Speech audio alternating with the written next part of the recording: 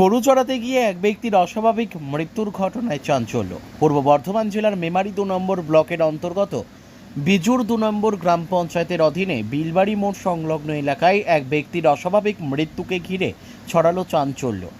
জানা গেছে, Urmila rice mill সন্নিকট গরু চড়াতে গিয়ে মাঠের মধ্যে পড়েছিলেন মনোহরডাঙ্গা গ্রামের বাসিন্দা দীপু ঘোষ নামের এক ব্যক্তি।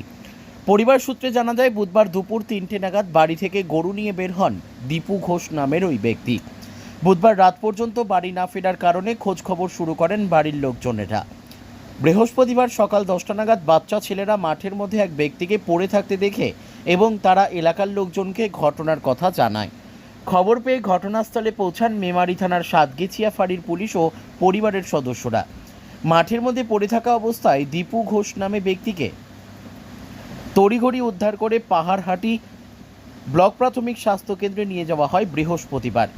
পাহাড়হাটি ব্লক প্রাথমিক স্বাস্থ্যকেন্দ্রের কর্তব্যরত চিকিৎসক দীপু ঘোষ নামের ব্যক্তিকে দেখে মৃত বলে ঘোষণা করেন। বর্ধমান মেডিকেল কলেজ হাসপাতালের মর্গে দেহ ময়নাতদন্তের জন্য পাঠান পুলিশ। ব্যুরো রিপোর্ট, আমাদের টিভি।